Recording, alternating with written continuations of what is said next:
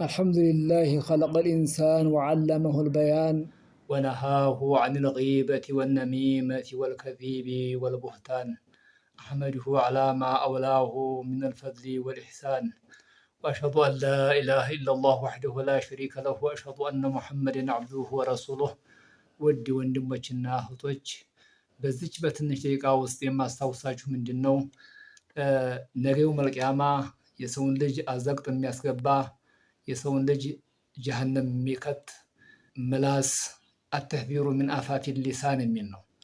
የምላስ አደጋ፣ የምላስ መዘዝ፣ ምላስ የሚያመጣው ጭቡ፣ ምላስ የሚያመጣው ሸርና ተንኮል የሰው ልጅ ነገ የውመል ቂያማ አዘቅት እንደሚያስገባ የሚያሳይ የሆነ የቁርአን አያ ነው። እናንተ ትንሽ ዛሬ የማስታወሳችሁ ማለት ነው። ማንም ሰው ትኩረት ሊያደርገውና ሊያዳመጠው የሚገባ ጉዳይ ነው። ተሐፈዙ ሚን አልሲነቲኩም ፈኢነ ከላመኩም መሕፉዙን አለይኩም። ምላሳችሁን ጠብቁ፣ ንግግራችሁን ጠብቁ፣ በእናንተ ላይ ተጠባባቂ አለባችሁ የሚል ነው። የቁል ላሁ ስብሓነ ወተዓላ ማ የልፊዙ ሚን ቀውሊን ኢላ ለደይሂ ረቂቡን ዓቲድ ይላል። ማንም ሰው አይናገርም ተንግግር ማለት ነው አይናገርም እሱ ዘንዲያ ተጠባባቂ ቢኖርበት እንጂ ይላል አላህ ስብሓነ ወተዓላ። ዓቲድ እና ረቂብ በሚባሉ መላኢኮች ይጠባበቁታል። ሰነክቱቡ ማ ቃሉ ይላል አላህ። የሚሉትም ማለት ነው ሳንጽፈው አንቀርም ይላል አላህ ስብሓነ ወተዓላ።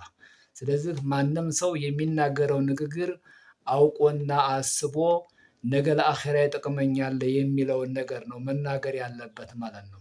ነቢያችንም ዓለይሂ ሰላቱ ወሰላም ብለዋል፣ መን ካነ ዩእሚኑ ቢላሂ ወልየውሚል አኺር፣ በአላህና በመጨረሻው ቀን ያመነ ሰው ፈልየቁል ኸይረን አው ሊየስሙት፣ ተተናገረ ኸይር ነገር ይናገር፣ አለበለዚያ ዝም ይበላል ነቢያችን ዓለይሂ ሰላቱ ወሰላም።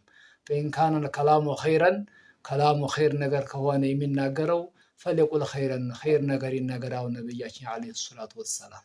ስለዚህ የሰውን ልጅ ማለት ነው አዘቅት የሚያስገባ ነገ የውመል ቂያማ ማለት ነው ጨለማ ጀሀነም ውስጥ ማለት ነው የሚያምዘገዝገውና የሚያስገባው ምንድን ነው? የምላስ መዘዝ ነው ይላል ነቢያችን ዘንድ ዓለይሂ ሰላቱ ወሰላም። ሰውየው መጣና ምን አላቸው? ጀነት የሚያስገባኝን ነገር እስቲ ያመላክቱኝ ንገሩኝ አላቸው። ነቢያችን ዘንድ ዓለይሂ ሰላቱ ወሰላም መጣና ነቢያችን ዓለይሂ ሰላቱ ወሰላም ምን አሉት?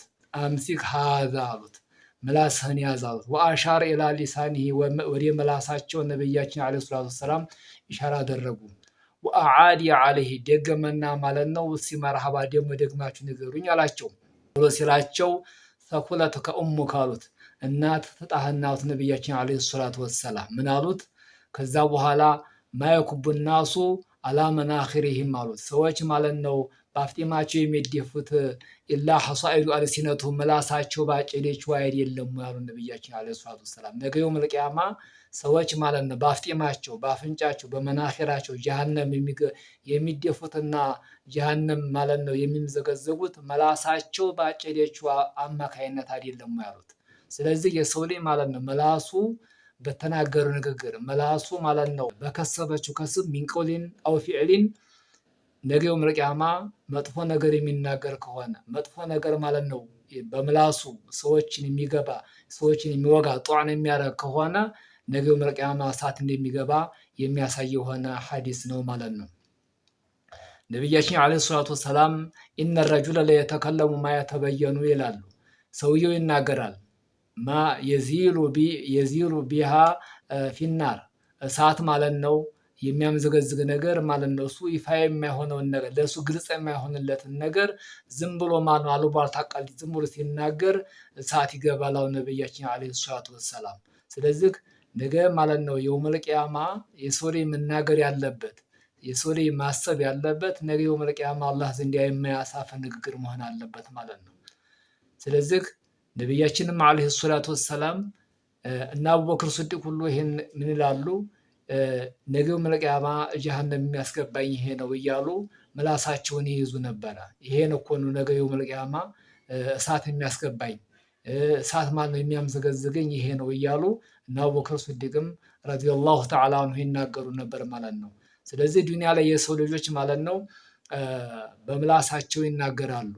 ዱንያ ላይ ዘር ይዘራል የሰው ልጅ። ኢንሳን የዝረዑ ማለት ነው ሚን ዓመሊን አው ቀውሊን፣ ተስራም ይሆን ተንግግርም ማለት ነው የሰው ልጅ ዘርን ይዘራል። ነገ የውመል ቂያማ ማለት ዱንያ ላይ የዘራውን ዘር ነው ነገ የውመል ቂያማ የሚያጭደው ማለት ነው። ኸይርም ይሁን ሸርም ማለት ነው። ነገ የውመል ቂያማ ሰው አጨዳውን የሚያጭደው ኸይር ስራውን ማለት ነው። ኸይርም ስራ ይሁን መጥፎ ስራም ይሁን ነገ የውመል ቂያማ የሰራውን ስራ ነው ማለት ነው ዋጋውን የሚያገኘው።